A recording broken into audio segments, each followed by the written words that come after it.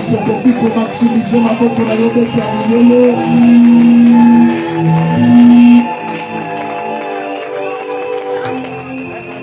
Merci de tout cœur, merci. Merci à mon cabinet représenté par mon conseiller chargé de la mobilisation, Dr Kaloutier. Merci d'être là. Pasteur Alain Kitangwa, merci au prophète Jérémy Boer, merci au provincial évêque Sébastien Séraphin, merci à l'évêque Corneille Timona, merci à tous les représentants légaux qui sont là, merci aux membres du bureau de la province, merci à tous les pasteurs qui constituent cette communauté qu'on appelle Parole Divine.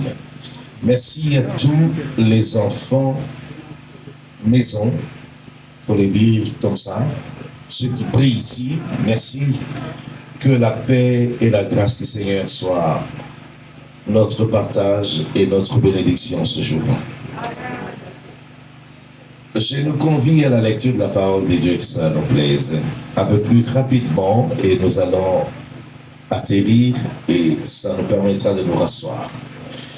Jean chapitre 5e, l'évangile selon Jean, au chapitre 5e, le verset 1er jusqu'au verset 12e. Jean 5, 1 à 12. Après cela, il y eut une fête des Juifs et Jésus monta à Jérusalem. Or, à Jérusalem, près de la porte des brebis, il y avait une piscine qui s'appelait en hébreu Bethesda et qui a 5 portiques. Sous ces portiques étaient couchés un grand nombre de malades, des aveugles, des boiteux, des paralytiques qui attendaient le mouvement de l'eau. Car un ange descendait de temps en temps dans la piscine et agitait l'eau. Celui qui y descendait le premier, après que l'eau avait été agitée, était guéri, quelle que fût sa maladie. Là se trouvait un homme malade depuis 38 ans. Jésus l'ayant vu coucher, sachant qu'il était malade depuis longtemps, lui dit, « Veux-tu être guéri ?» Les malades lui répondit, « Seigneur, je n'ai personne pour me jeter dans la piscine quand l'eau est agitée. Et pendant que j'y vais, un autre descend avant moi. Lève-toi, lui dit Jésus, prends ton lit et marche. » Aussitôt cet homme fut guéri, il prit son lit et marcha. C'était un jour de sabbat. Les Juifs dirent donc à celui qui avait été guéri, « C'est le sabbat. » Il n'était pas permis d'emporter ton lit. Il leur répondit, « Celui qui m'a guéri m'a dit, prends ton lit et marche. » Il répondit, « Qui est l'homme qui t'a dit, prends ton lit et marche ?» Parole du Seigneur.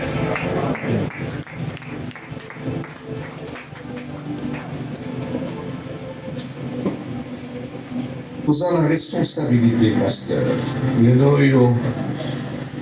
basala nzambe toza sujet ya maloba ebele na minoko ya bato ya bakritike ya baforme ya ndenge nyonso mais toza sense na ndenge appele nzambe apesi biso mpona cure kosoigne image ya l'homme pasteur. Bitumba na ngai nyonso eza kolongola na minoko ya bakongole ya baautorité ya mboka mpe bao bazali libanda ya mboka.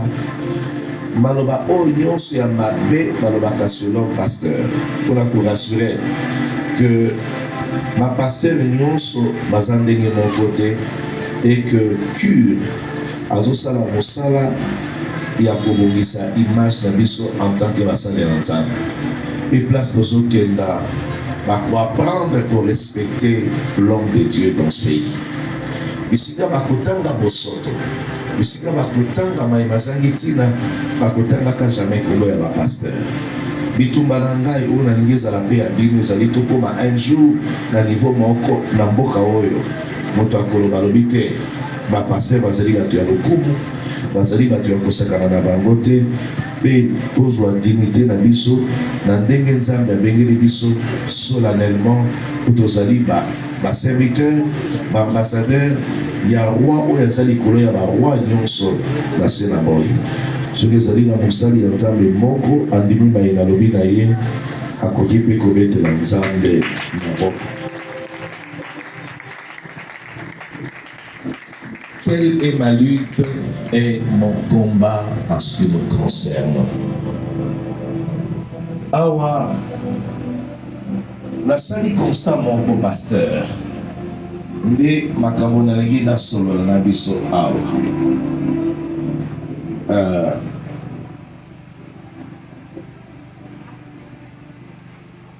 Soki naza na teme nakoki kopesa awa na makambo nalingi natia lelo ezali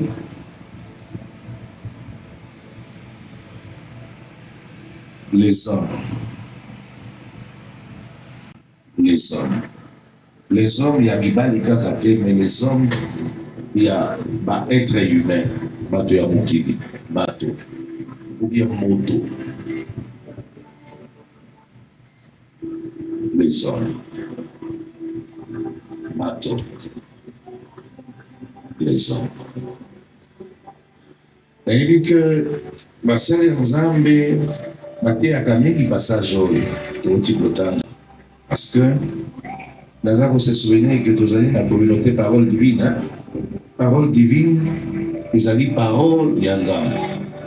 En réalité soki olingi comprendre de puissance ya parole divine, il faut tanga très très bien évangile selon Jean, parce que il y a 4 évangiles.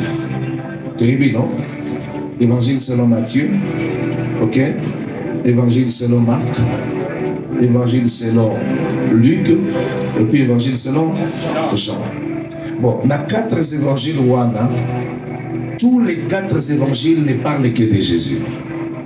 Nous sommes d'accord, n'est-ce pas? Tous les 4 évangiles ne parlent que de Jésus. Parce que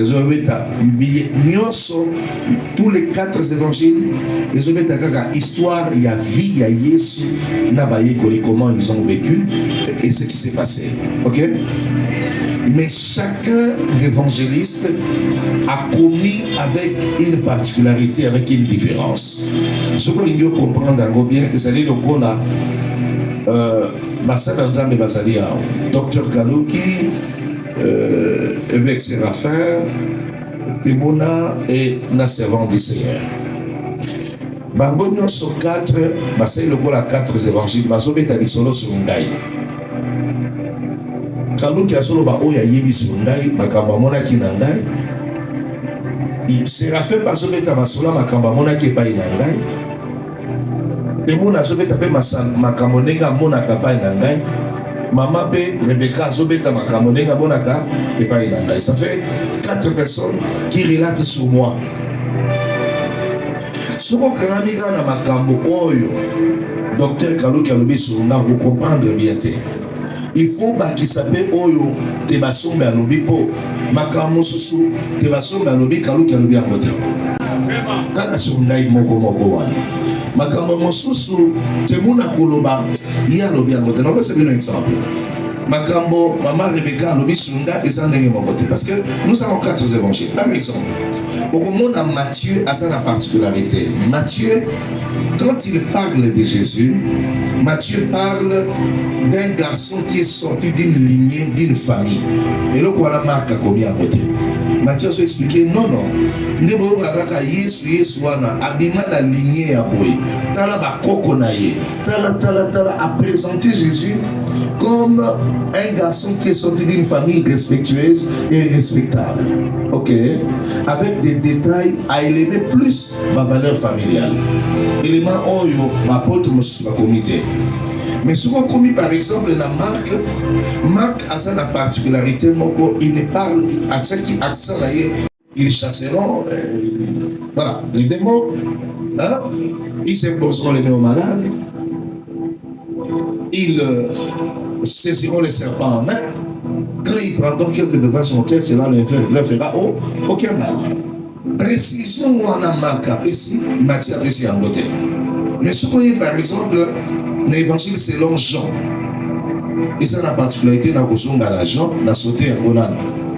Là, le banane Luc, il y a Fanda qui n'a sauté. Jean, Matthieu, Marc, Bangomi Sato, Bafanda Kana Yesu, Moko na Moko Kobi Oya Monaki. Mais Luc, il y a Fanda Kana Yesu. Luc, Asa Moko Yaba Am. Oyo, apôtre Paul, Oyo Bafandakana Yesute, a dit qu'on gagnait plus tard dans le Seigneur. Et puis, Asala qui interprète Naye. Mais particularité, Luc Asala qui c'était un médecin. Asala qui monte à Mayele, à Tangamini. Alors, Ayoki Masolo, apôtre Babeti sur Yesu, Azui Oyo, Bangonyo Sobalobaki, à reprendre Yango na ba précision na ba détail. Yango komona évangile selon Luc, la plupart y a ba film basala sur Jésus, baswa version ya Luc parce que sa version intelligente avec beaucoup de particularités telles que celui qui a parlé de la prophétesse Anne na Siméon avec ma particularité moko oyo Jean a mentionné oyo Marc a mentionné. Mais Jean à sa disciple très mystérieux.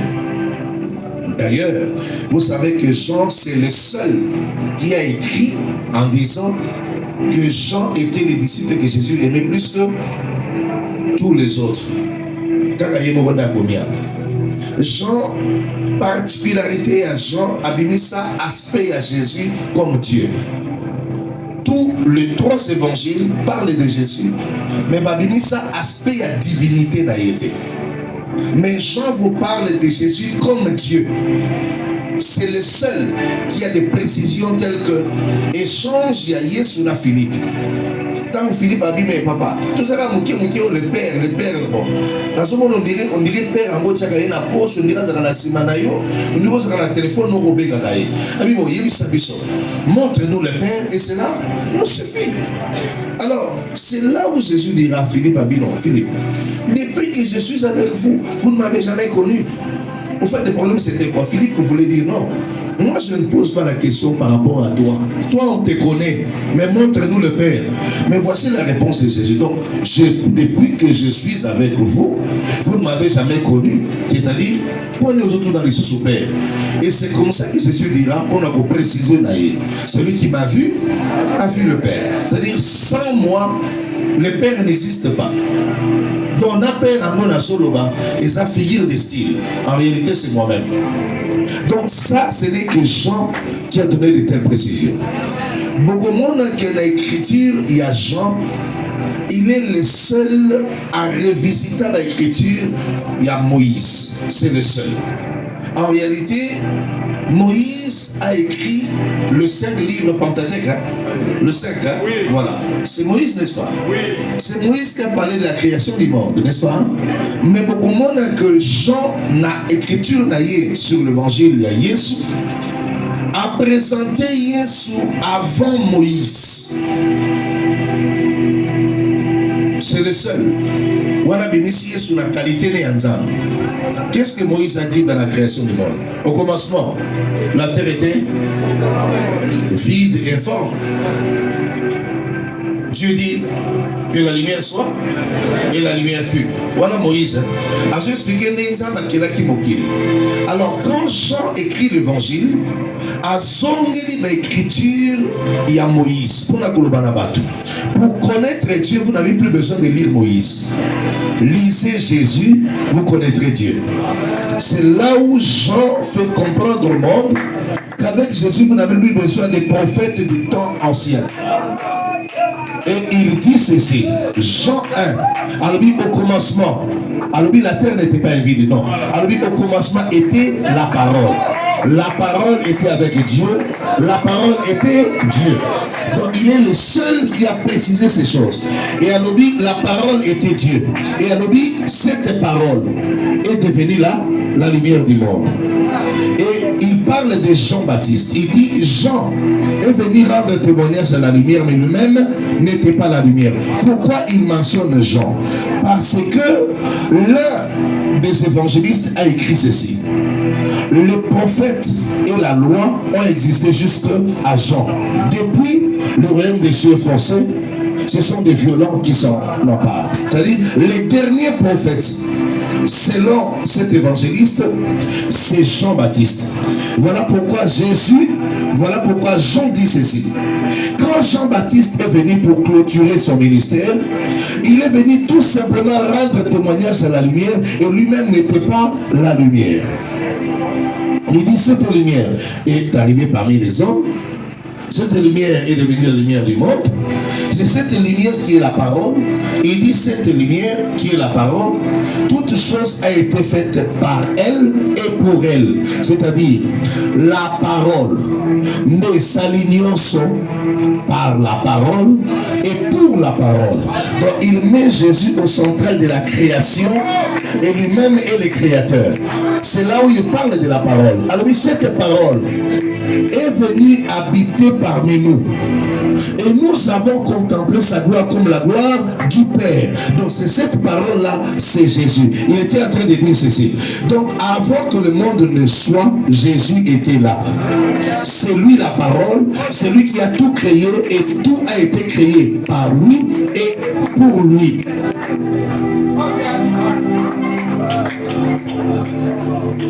Et il dit, tout celui qui croit en elle, il a donné le pouvoir de devenir enfants de Dieu, lesquels sont nés, non selon la volonté de la chair, ni par le sang. C'est-à-dire, celui qui croit en la parole, il devient enfant de Dieu. Donc, c'est la parole qui introduit l'alliance, c'est la parole qui joue le rôle du pontife entre les humains et les divins. Tout passe par la parole. Et c'est comme ça que dans ce premier chapitre-là, il parle de Jésus avec une particularité comme personne ne l'a fait. Vous verrez que vers la fin de ce même chapitre-là, vers le verset 50 et 51, il parle du premier qui avait été étonné. C'était qui? Nathanaël. Où Jésus s'élève et dit, mais attends, vous croyez parce que je vous ai dit, je vous ai vu sous le figuier. Là, c'est Jésus qui parle. Là, il y a quelqu'un qui a écrit ça. Ah mais tu t'étonnes. Désormais, vous verrez des choses plus grandes que celles-ci. Donc, il retourne dans la réalité de Jacob. Il dit, désormais, vous verrez des choses plus grandes que celles-ci. Qu'est-ce que vous verrez? Vous verrez le ciel ouvert, les anges de Dieu monter et descendre sur le Fils de l'homme. Mais alors que vous verrez Jacob, quand il a rencontré Dieu, dans une montagne où il y avait Bethel, qu'est-ce que Jacob a dit? J'ai vu le ciel ouvert, il y avait une échelle qui touchait le ciel. Et les anges montaient et descendaient sur la pierre. La pierre où Atiaki Moutoua, l'échelle était basée sur la pierre et ça touchait au ciel. Les anges montaient et descendaient. En réalité, les anges sont au ciel ou par terre. Les anges étaient sur cette pierre. Les anges n'étaient pas au ciel. C'est-à-dire, là où il y a la pierre, il y a les anges.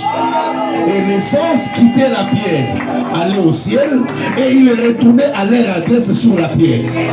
C'est comme ça que Jacob dit. Et il dit ceci, je pars.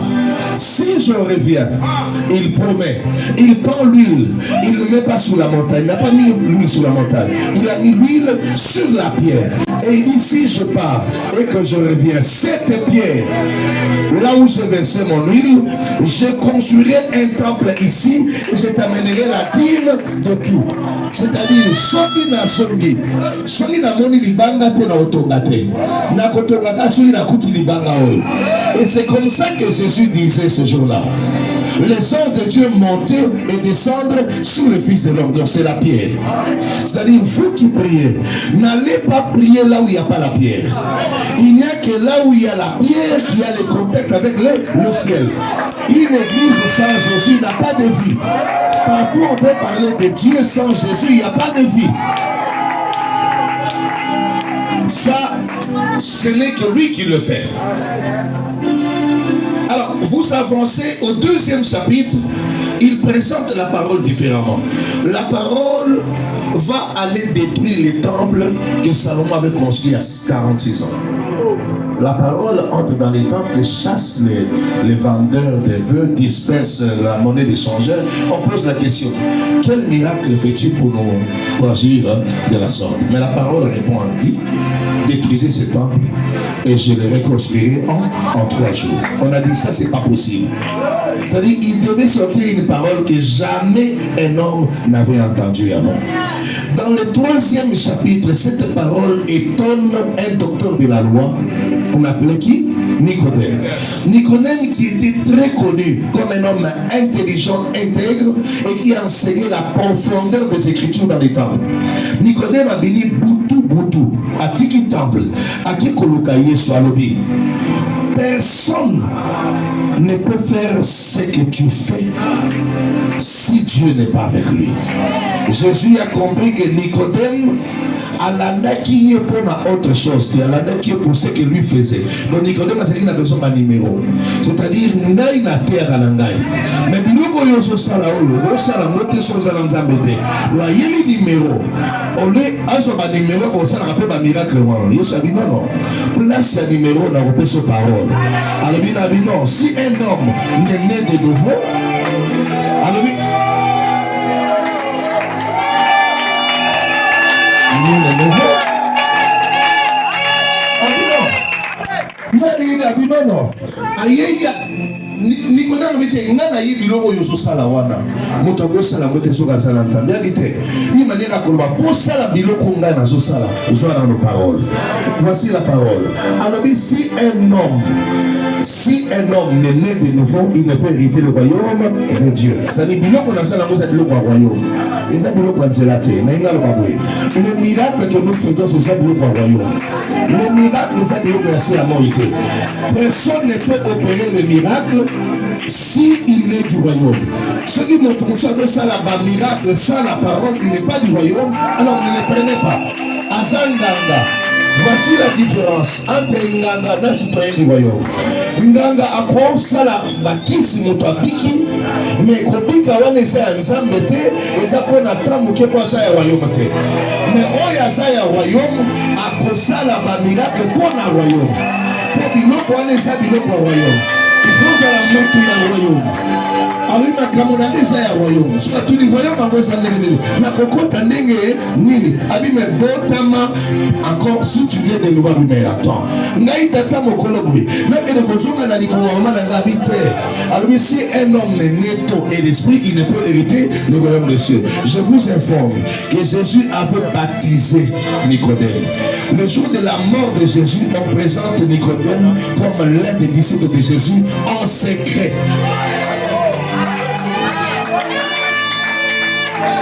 C'est-à-dire, non, évêque il y a 5 ans, azalaka disciple il y a Thébason, mais en secret.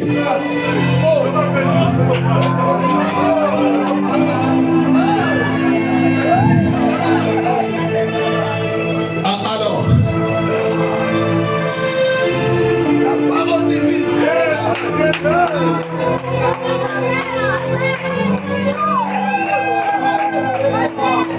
Dans le 4e chapitre, c'est là où Jésus a libéré ma disciple Nyon, soit Tikali et Mokabilo, que son Babilo Kakolia pour ton Salanza. Maintenant, Tikali et Moko, à Koutanina Moasi Moko, Samaritain. Même ça dit que ça m'a moi ça dit. Mais comme nous sommes en pour yo ça juif, nous sommes en Toyo Canada, pour bien le baga, il faut qu'on adorer pour là, il faut le baga faut qu'on adorer ah. Donc c'est un problème, il faut qu'on adorer ah. Pour Jacob a ça la miracle ah. Donc bien le baga pour là sans fondement. Yo ça savez non. Problème est ça boy. Alors dit tout ça la difficulté mon corps. Vous adorez ce que vous ne connaissez pas. Il y a des gens qui adorent ce qu'ils ne connaissent pas, ce qu'ils ne sont entendus. C'est là où Jésus commence à lui montrer. Pour l'adoration, il faut commencer d'abord par faire une expérience personnelle. Il ne faudrait pas que tu entendes parler de Dieu, il faudrait que tu entres en contact avec Dieu. et bakei plus loin Yesu msabi bon na mokuse alors mais soko yebaki ngai ndenge na yeli awo yo moto kosenga nga mai nga na kosenga mai tabi oh papa pesa nga kaka mai yango mosala mbela na oka soko sa mai te abi bolika mote ne tozo sa na badute alors bon kinde bengela mobali na yo habité nasala mobali te Yesu abi effectivement aussi bango c'est même au sana ye asa ayote moi si wana a eu trouble mais problème na ngeza wana te Yesu abali ko enseigner à l'hôpital discussion aux akalama ba juif ba adorer kuna ba adorer a problème eza na niveau wana te alors l'heure vient et c'est commis on va ko adorer ni na Jérusalem ni na Samarie awa la place à Jacob mais ba adorateur ya solo ba ko adorer en esprit et en vérité. Je vous ajoute une question. Moto ya kendaka Israël après qu'on soit elamba ya Israël alors que la mona na juste na tena moto ndo zamba yo kingai est-ce que ça na bosolo to ça na bosolo te parce que Christ a le baki ça sous les kamu ya place te les hommes pour ça comme ça nous ngana kelaki na Israël. Ah, ce n'est pas les lieux qui sauvent. Ce n'est pas le nom de l'église qui sauve. Est-ce que dit que Batoussou va comme un complexe l'ensemble de l'église telle pour Batonga en gros mounene. Complexe, il y a lieu hier sur Bouka qui a dans le 4e chapitre.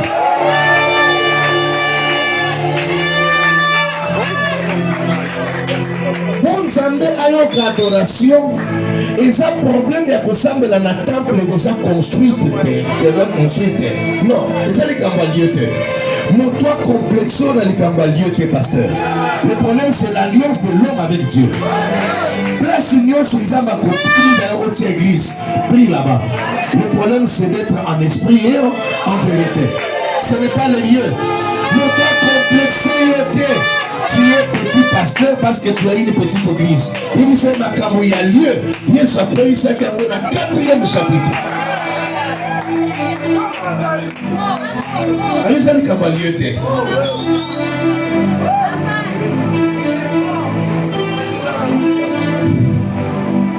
Il y a dans le 5e chapitre. C'est un gros bande de matière. C'est pas pour faire de matière.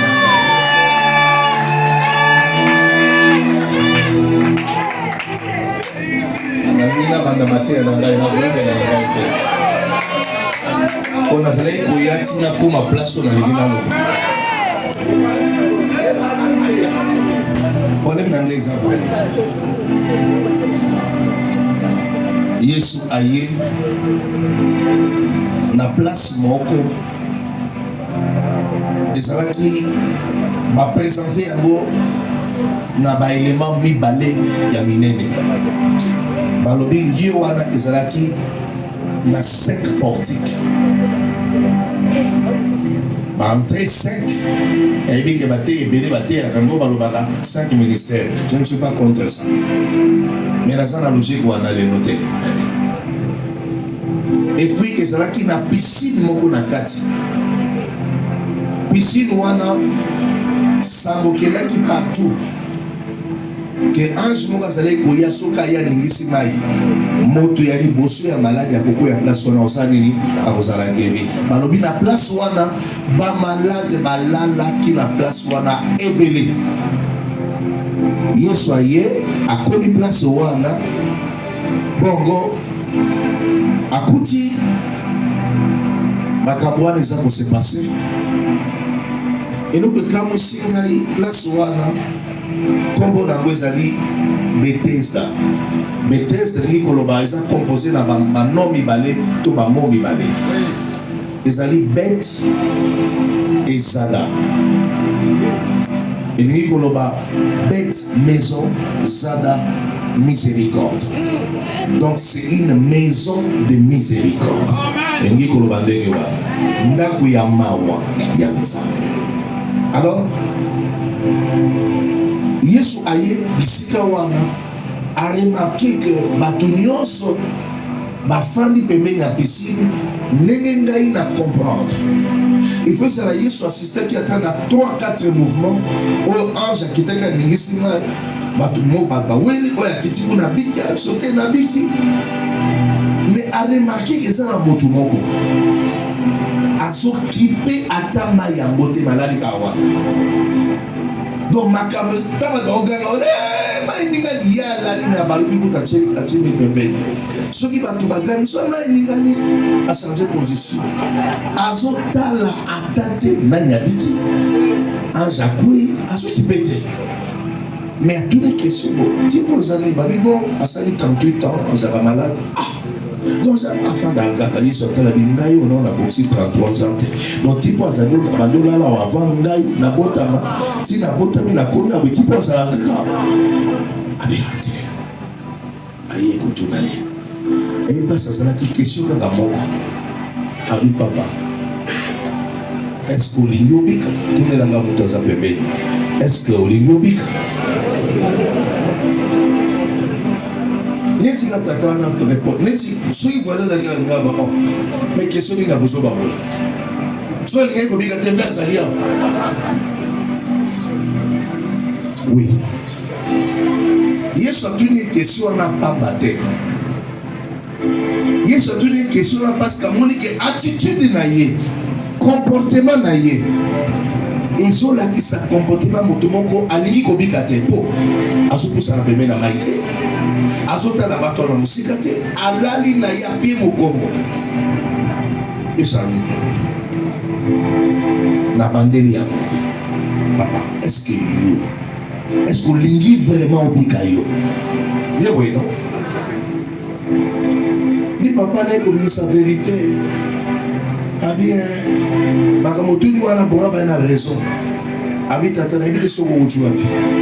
Mwingi na sabo. Nana problème moko. Na sakana na mutu te. Je n'ai personne. Ne lo na luli. Tem na ngai le ezali homme. Bien personne. Moto. Homme, moto. Ou les hommes, bateau. Ali problème na ngai awa. Nda tambola kate. Place nazali awa. Pour na komati place wana maizali. Il faut ka moto moko aswa ngai. Apusa na pembeni po. Ezali kama kwa na mai, ezali kama boko ya ange akiti. Donc si vous pouvez avant ange akiti le quoi makolo zo sala te na bonager te na kokufela wana. Vous comprenez? Non. Donc il faut na koya exactement. Ange amingisi mai. Po moto yo azobela ta mokongo. Suka koi eke ange asia kenda ki akoi na retard akobunda na bima na mai. Menga yo suki na koi ange azate. Na kokufela place wana. Donc il faut na sala sûr. Na koma wana avec précision. Donc si ange azo kita ngai na sokota wana nde na biki. Mais pour y parvenir, il faut qu'il y ait quelqu'un.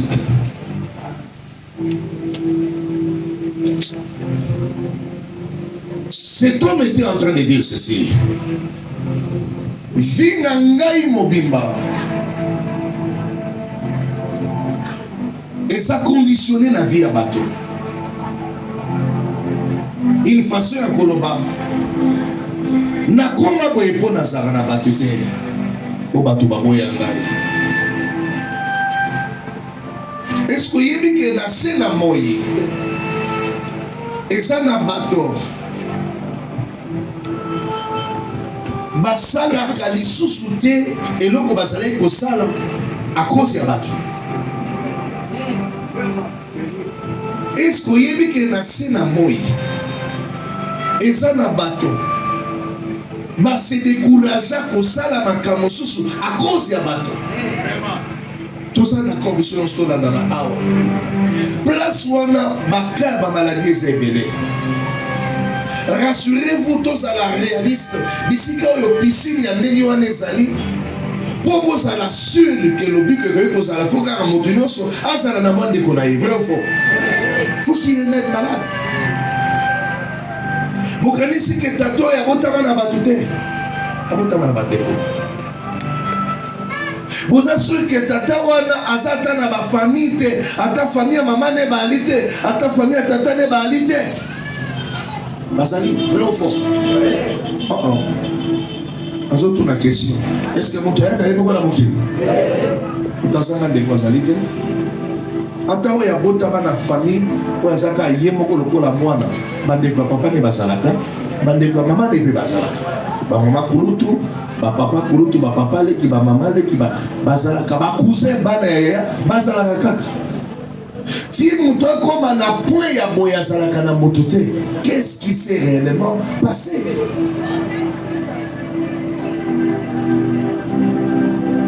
Mokili oyo tozo vivre eza mokili moko oyo bato bakoki kolembisa yo na vie ou arrêter course na yo.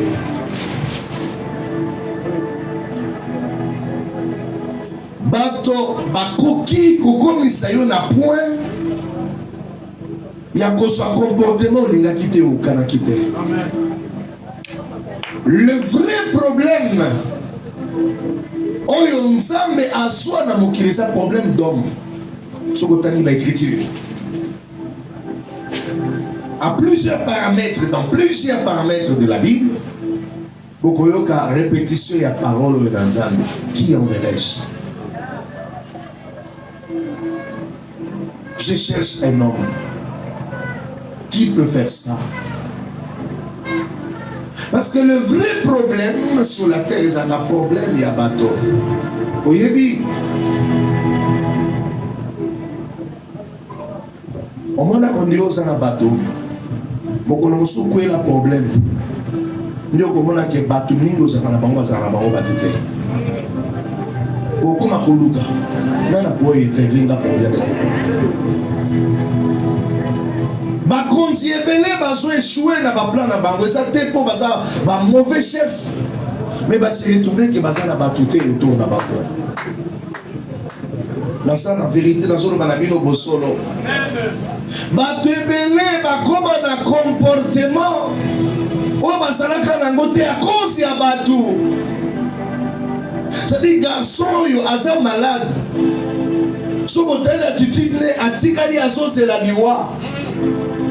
Même esengo ya kopusa na pembeni na mai ezaka lisusu te mpo bato basundola ye.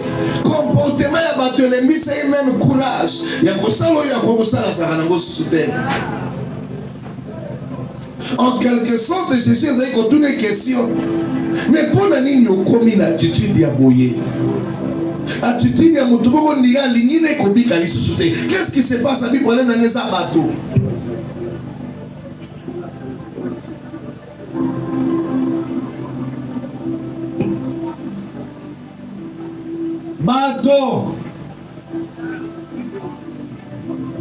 Bato mingi toza na bango na église bakoma na bisaleli ya mabe à cause ya bato. Ekoma na ba pasteur bakoma motema makasi à cause ya bato. Surtout ni okoma bepana comme ça bita na makambo na kuta na ngona mokili. En fait mokili bato na problème te bato ya mokili nde. La vérité papa. Amen. Bato. Jésus avait compris que le problème de cet homme, c'était les hommes, les gens, azana motute.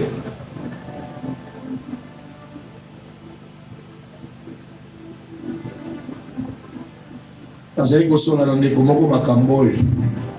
Ndeko wana msima bino ofesa na yemo kazaka bizali mabi abo basundola ye. Pandeko, qui vous a dit que ata mutu aza na makambo mabe il faut kosundola ye ntina niveau ya pasi ya ndenge wana? Parce que lelo écriture sainte elobi na biso celui qui souffre a droit à la consolation de ses frères même quand il a abandonné la crainte du Tout-Puissant. Ebi verset wana te na mokanda Job. Ata mutu wana aptiki kobanga nzambe mais soki azolukama aza na droit ya compassion bandeko na ye, aza na droit bato bazala pembeni na ye basalisa ye. le comportement de ces garçons et comment qui comportement ya ba aigri ne ba en français ba aigri motema ebeba et kauka parce que moto azalaka te ti apesi mokongo na makambo nyonso ezosalama ayina na ye bato azozela liwa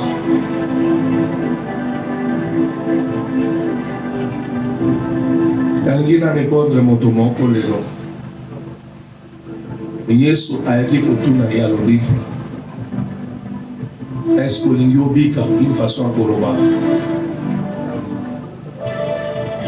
gardez miso na yo focaliser sur présence à l'ango longola na motu na yo bato c'est que Jésus voulait lui dire.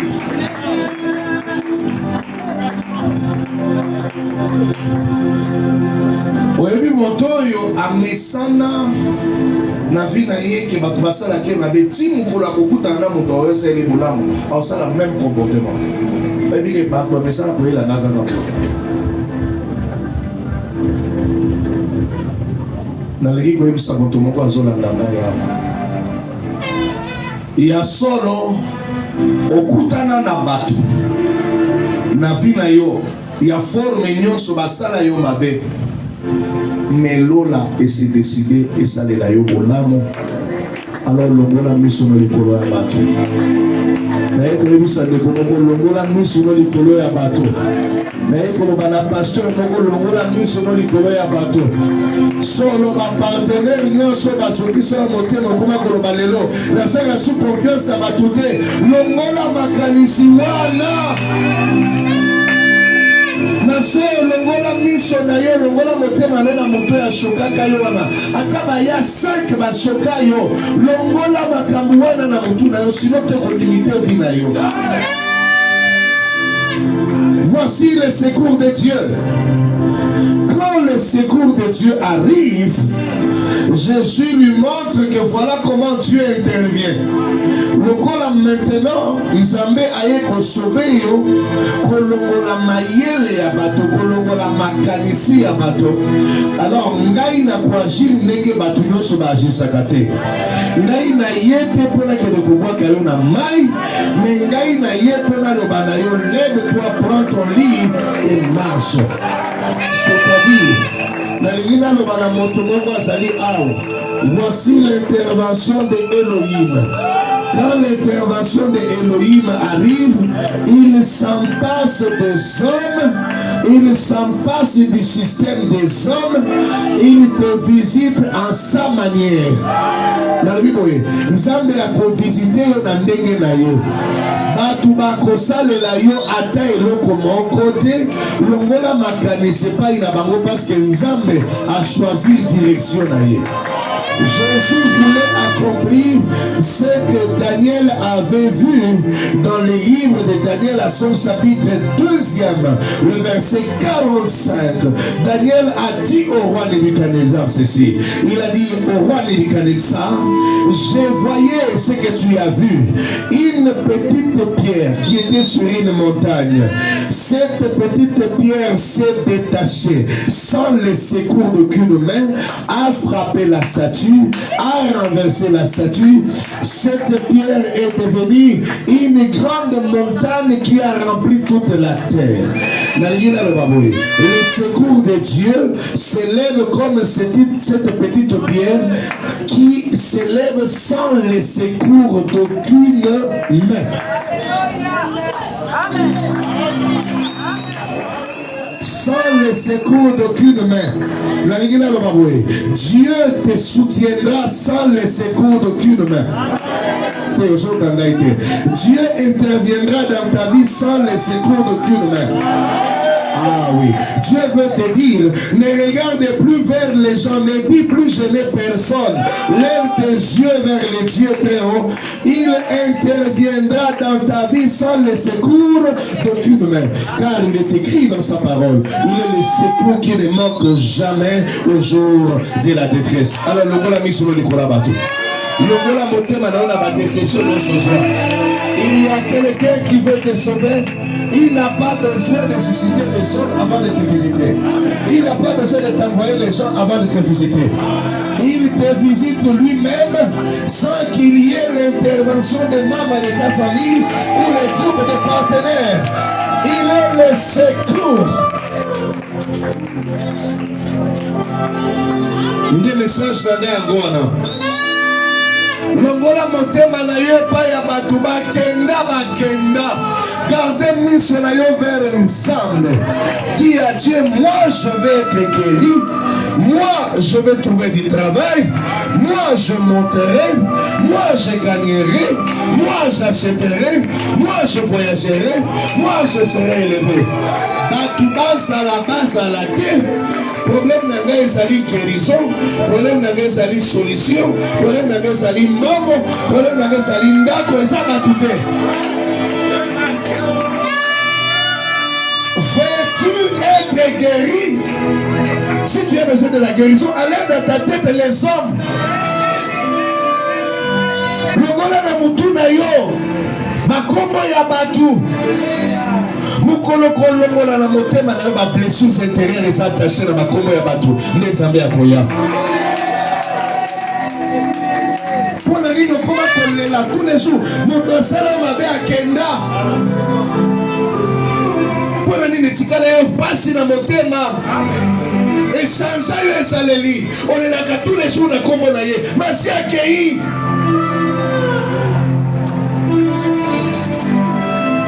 Veux-tu être guéri maintenant? Est-ce que tu t'attends à quelque chose maintenant? Ou tu restes lié à des personnes qui ne sont plus?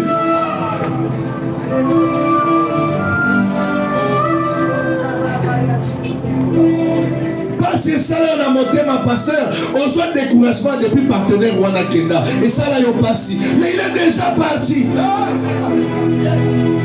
Je suis venu te dire, ce ne sont pas ces personnes qui t'ont appelé, mais celui qui t'a appelé au ciel. Ces gens peuvent partir, lui seul qui t'a appelé est là. Dieu est là. Dieu est là. Dieu est là.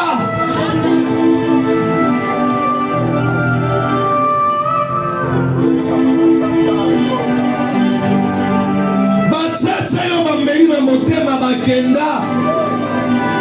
Na lingine informé yo, kizala batu bazaka na plaisir ya kozokisa baninga. Tellement zokisa batebele aboseli ko liye mutazokisa kai. Boyo garder na motema bona ni. Bibisa baba na motema na. Bibisa baba na motema na.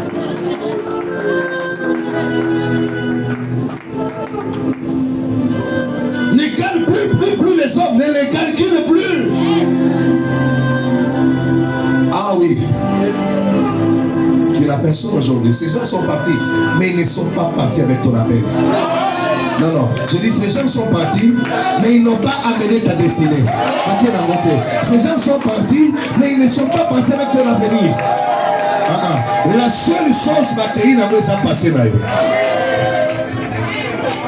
La seule chose qui doit amener, c'est ton passé.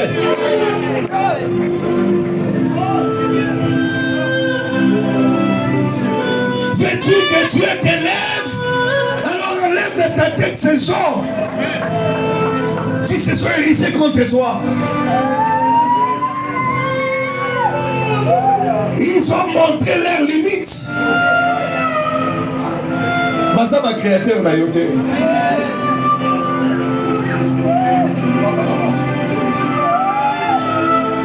Bangote nge basa ba origine ya mbotama na yo.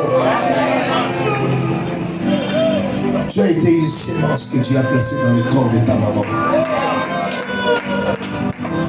Azor bana Israël alobi. Depuis le moment maman na yo, na simba ka na loboko. Après 9 mois, tant que bima na libu maman na nazalaka na loboko na yo. Na loboko na ngai, na simba na loboko na ngai. Kokola na yo, na simba na loboko na ngai. Olala na bandoki. Olia na bandoki, mais bakoka kopisa yo kindoki te. Bakoka kolia yo te. kokona no ya pasi na kindoki na bango ya makasi bakoka kolalisa motuno na sete na kotanga ya pasi nazalaka na yo alobi na Israël alobi je resterai le même, je t'avais gardé, je te garde et je te garderai toujours.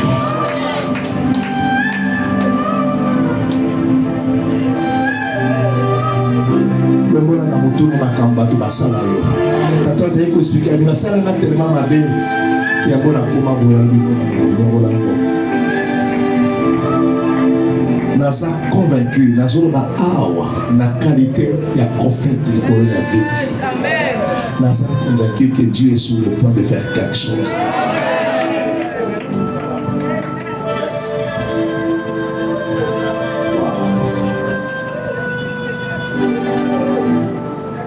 Le chef, lève-toi, prends ton lit et marche. Moutouana parlé exactement. Dans le voyage sur Yosemite. Olia telemata bika ki de pamba azuka kambetu. Banda kotambola na mbetu wana quartier mobile. Oh. Asimbi mbetu alikotika ngote. Abiki me asimbi mbetu wana zotambola nango. Oh. Ezalaki mokolo ya saba. Mokolo ya saba moto amemaka mbetu te. Les mêmes batubatika kaye ba ekoluka ye. Bakomi kosala esko problème pour asimbi mbetu. Ni bakomi kosala esko problème abi yo ke na mbetu wa. Oh. Abi menga azu comprendre bibete. Nana ki awa. Mutu mutu na ngata ningi na fani awa te. Donc on a dit que je mbetu nga na simbi. Mais komi problème na bino. Les mêmes bateaux, bakipaka yote tangu zaki pamba. Tangu kotoka momati, ne eba kumo kalkile fina yo. Wala mbalo na sirikisi. Lomo koti ni salama te. Tangu nalala kina basi awa. Muluka ki boye bata misala mabe ofalisa nga place ona boye baki yango. Kaka bozwi na ngai nde tindi kilo sikobo na ko s'intéresser na vie nanga. Ole bo s'intéresser na ndenge ya bien, nous ba komi kolanda ba défaut.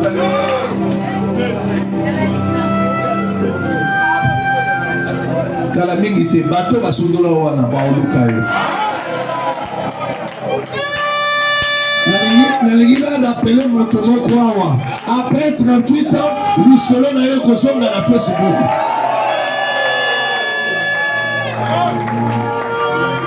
Donc nous savons qu'on est là, on a qui n'était pas occupé parce que tant qu'on s'amène à Kotombo là yo, pas occupé yo.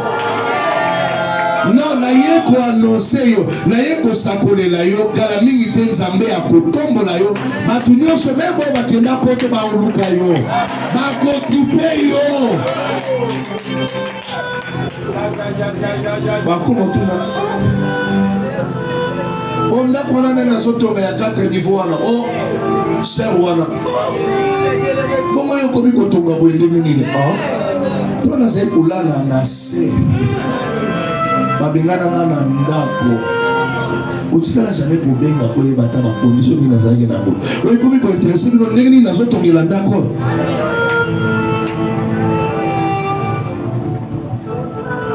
Siko nazongeli su na parole ya mibale. Komoni ata soko tomba ba parole koloba okipe bango te. Bato bazalaka bongo. Bango wana basundola kiyo bango wana bako changer façon tango kotombama bakomi koloba. Alors attention bakomi koloba okipe bango te.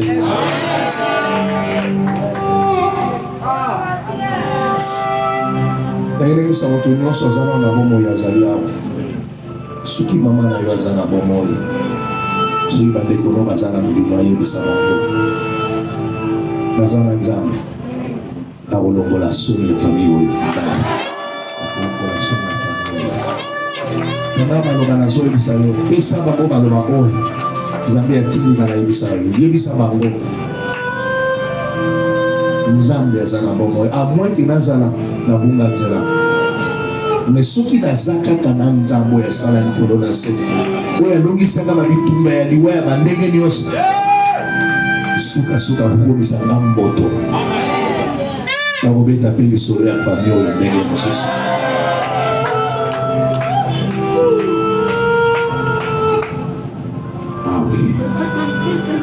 Omoni famille ya papa na bino bakenda wana baozonga bakoma koluka adresse na bino. Bakoma koluka adresse na bino. Nzambe ya bongwani te alobi nayebisa yo lelo liboso ya bato kanga motema bunda bitumba.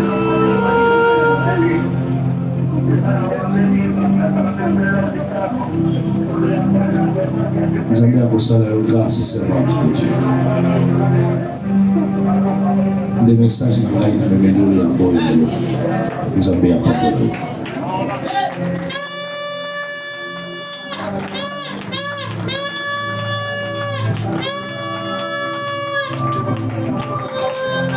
esika ezomenya na yo kozala kotelema likolo